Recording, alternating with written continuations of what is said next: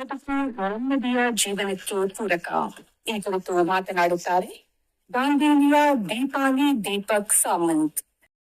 ಹಳ್ಳಿ ಬದುಕು ನೆಮ್ಮದಿಗೆ ಪೂರಕ ಎಂಬ ಒಂದು ಮಾತಿನಂತೆ ಇತ್ತೀಚಿನ ದಿನಗಳಲ್ಲಿ ಆಧುನಿಕ ತಂತ್ರಜ್ಞಾನದ ಭರಾಟೆಯಲ್ಲಿ ನಗರದ ಜೀವನ ಸಾಕಾಗಿ ರೋಸಿ ಹೋಗಿ ಜನರು ಹಳ್ಳಿಯ ಕಡೆ ಮುಖ ಮಾಡುವಂತಾಗಿದೆ.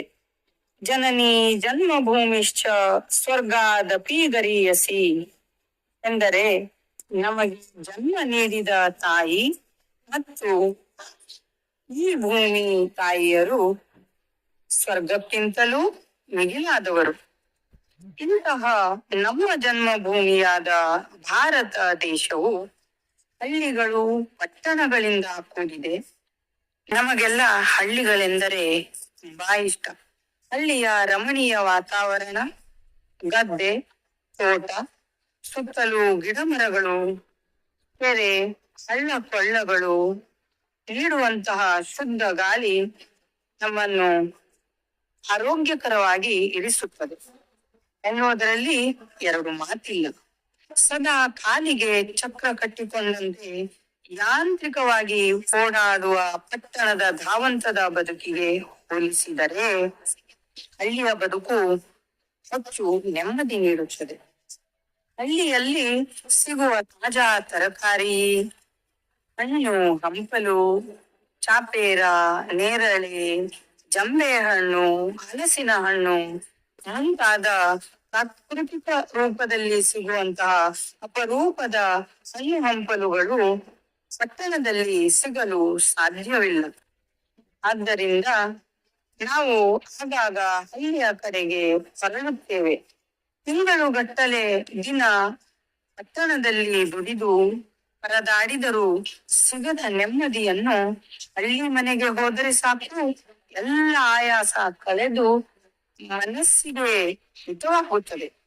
ಆಧುನಿಕತೆಯ ಭರಾಟೆಯಲ್ಲಿ ಪಟ್ಟಣದಲ್ಲಿ ವಾಸಿಸುವವರಿಗೆ ಸಮಯದ ಅಭಾವದಿಂದಲೋ ಸ್ಥಳಾವಕಾಶದ ಕೊರತೆಯಿಂದಲೋ ಬದುಕು ನಿರ್ವಹಣೆಯ ಅನಿವಾರ್ಯತೆಯಿಂದಲೋ ಹಬ್ಬ ಹರಿದಿನ ಸಂಪ್ರದಾಯಗಳನ್ನು ಪಾರಂಪರಿಕ ವಿಧಿ ವಿಧಾನಗಳನ್ನು ಅನುಸರಿಸಿ ಆಚರಣೆ ಮಾಡಲು ಸಾಧ್ಯವಿಲ್ಲ.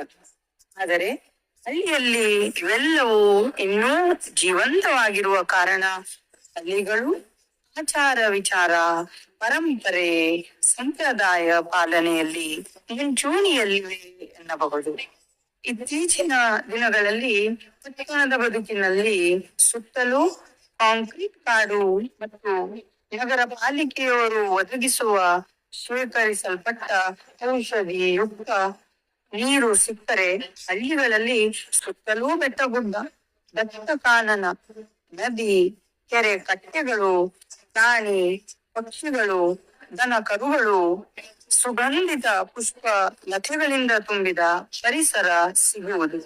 ಇತ್ತೀಚೆಗೆ ಹಳ್ಳಿಗಳಲ್ಲಿ ಸರ್ಕಾರ ಉತ್ತಮ ಶಿಕ್ಷಣ, ವೈದ್ಯಕೀಯ ಸೇವೆ ಹಾಗೂ ಉತ್ತಮ ಗ್ರಂಥಾಲಯ ವ್ಯವಸ್ಥೆ, ಆಧುನಿಕತೆಯ ಪರಿಕರಗಳ ವ್ಯವಸ್ಥೆಯನ್ನ ಪೂರೈಸಿ ಹಳ್ಳಿಗರ ಜೀವನ ರೂಪಿಸುವ ಸಲುವಾಗಿ ಹಲವಾರು ಯೋಜನೆಗಳ ಮೂಲಕ ಹಳ್ಳಿಗಳನ್ನು ಸುದೃಢಗೊಳಿಸುತ್ತಿದೆ. ಹೀಗಾಗಿ ಹಳ್ಳಿಯ ಜೀವನವನ್ನು ಮೆಚ್ಚಿ ಯುವ ಪೀಳಿಗೆ ಹಳ್ಳಿಗಳತ್ತ ಮುಖ ಮಾಡುತ್ತಿದೆ. ವಿದ್ಯಾವಂತ ಯುವಕರೆಲ್ಲ ಕೃಷಿಯಲ್ಲಿ ತೊಡಗಿ ಹೊಸ ಹೊಸ ಪ್ರಯೋಗಗಳನ್ನ ಮಾಡುವ ಮೂಲಕ ಹೊಸ ಹೊಸ ತಂತ್ರಜ್ಞಾನದ ಅಳವಡಿಕೆ, ಸಾವಯವ ಕೃಷಿ ಹಾಗೂ ವಿವಿಧ ತಳಿಯ ಬೇಸಾಯವನ್ನ ಅಳವಡಿಸಿಕೊಂಡು ಮಾದರಿ ರೈತರಾಗಿ ಬದುಕುತ್ತಿದ್ದಾರೆ. ಆದ್ದರಿಂದ ಪಟ್ಟಣದ ಬದುಕು ಎನ್ನುವುದು ಹಳ್ಳಿ ಬದುಕಿಗೆ ಒಂದು ನೆಮ್ಮದಿಗೆ ಪೂರಕವಾಗಿದೆ ಅಂತ ನನ್ನ ಅಭಿಪ್ರಾಯ. ಹಾಗೆ ಇಂತಹ ನಮ್ಮ ಹಳ್ಳಿ ಗ್ರಾಮಗಳನ್ನ ನಾವು ಅಭಿವೃದ್ಧಿ ಮಾಡಲೇಬೇಕಾಗಿದೆ. ಇದು ನಮ್ಮೆಲ್ಲರ ಕರ್ತವ್ಯವೂ ಕೂಡ ಹೌದು.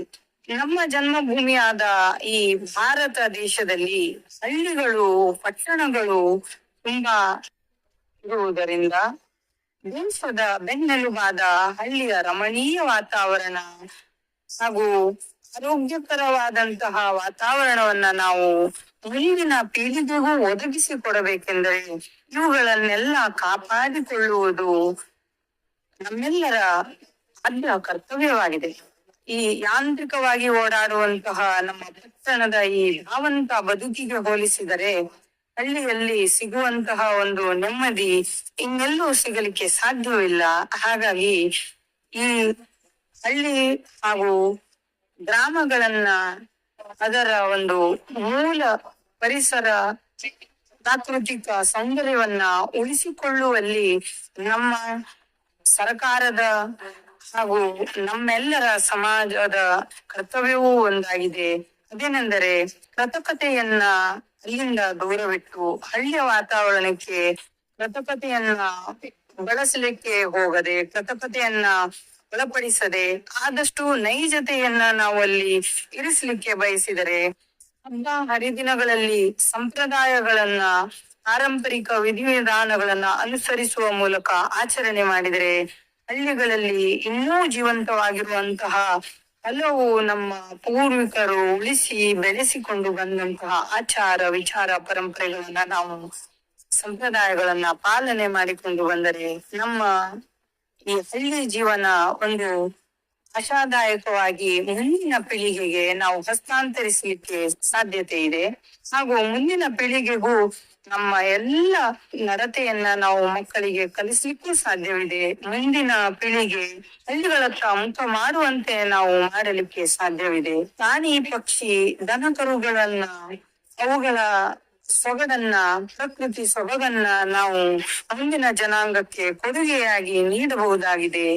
ಹಾಗೂ ಉತ್ತಮ ಶಿಕ್ಷಣ, ವೈದ್ಯಕೀಯ ಸೇವೆ, ಗ್ರಂಥಾಲಯ ವ್ಯವಸ್ಥೆ ಹಾಗೂ ಆಧುನಿಕ ತಂತ್ರಜ್ಞಾನದ ಬಳಕೆಗಳನ್ನ ಹೇಗೆ ಮಾಡುವುದು ಈ ಬಗ್ಗೆ ಅವರಲ್ಲಿ ಒಂದು ಮಾಹಿತಿಯನ್ನ ಪೂರೈಸುವ ಮೂಲಕ ಸರ್ಕಾರವು ದಿಟ್ಟ ನಡೆಯನ್ನ ಅನುಸರಿಸಿ ಹಳ್ಳಿಯನ್ನ ಗ್ರಾಮವನ್ನ ಸುದೃಢವಾಗಿ ಹಳ್ಳಿಯ ಜನರನ್ನ ಬಲಿಷ್ಠರನ್ನಾಗಿ ಮಾಡಬಹುದು. ಅವರನ್ನೂ ಸಹ ಸುಶಿಕ್ಷಿತರನ್ನಾಗಿ ಮಾಡಿ ನಗರದೆಡೆಗೆ ಮುಖ ಮಾಡುತ್ತಿರುವಂತಹ ಹಳ್ಳಿಯ ಯುವಕರನ್ನ ಕೃಷಿಕರನ್ನ ಅಲ್ಲಿಯೇ ತಮ್ಮ ಒಂದು ಜೀವನವನ್ನ ಉತ್ತಮವಾಗಿ ಕಟ್ಟಿಕೊಳ್ಳುವಂತೆ ಮಾಡಲು, ಅವರನ್ನ ಅಲ್ಲಿ ನೆಲೆ ನಿಲ್ಲುವಂತೆ ಮಾಡಲು ಸಹಕಾರ ನೀಡುವುದು ನಮ್ಮೆಲ್ಲರ ಆದ್ಯ ಕರ್ತವ್ಯವಾಗಿದೆ. ಇದರಿಂದ ನಮ್ಮ ದೇಶದ ಉದ್ಧಾರವೂ ಇದೆ ಹಾಗೂ ನಮ್ಮ ಮುಂದಿನ ಸಮಾಜದ ಉದ್ಧಾರವೂ ಆಗಲಿದೆ ಅಂತ ಹೇಳಲಿಕ್ಕೆ ಬಯಸ್ತೇನೆ. ಈ ಮೂಲಕ ಹಳ್ಳಿ ಬದುಕು ಒಂದು ನೆಮ್ಮದಿಗೆ ಪೂರಕ ಅಂತ ನಾನು ಹೇಳಲಿಕ್ಕೆ ಬಯಸ್ತೇನೆ. ಹಳ್ಳಿ ಜೀವನ ಅಥವಾ ನಮ್ಮ ಬಾಲ್ಯದ ದಿನಗಳಲ್ಲಿ ನಾವು ಕಂಡಂತಹ ಜೀವನ ಮುಂದಿನ ಪೀಳಿಗೆಗೂ ದೊರಕಲಿ ಅನ್ನುವಂತಹ ಒಂದು ಸದಾಶಯವನ್ನ ನಾನು ಇಟ್ಟುಕೊಂಡು ಈ ಮೂಲಕ ಕೃಷಿಕರಿಗೆ, ರೈತರಿಗೆ ತಾವಿದ್ದಂತಹ ಹಳ್ಳಿಯನ್ನ ಸುಧಾರಿಸಿ ಈ ದೇಶದ ಮುಖ್ಯ ಒಂದು ಯಶಸ್ಸಿಗೆ ಕಾರಣರಾಗಬೇಕು. ದಾಂಡೇಲಿಯ ದೀಪಾಲಿ ದೀಪಕ್ ಸಾಮಂತ್ ಅವರಿಂದ ಹಳ್ಳಿ ಬದುಕು ನೆಮ್ಮದಿಯ ಜೀವನಕ್ಕೆ ಪೂರಕ ಕೇಳಿದಿರಿ.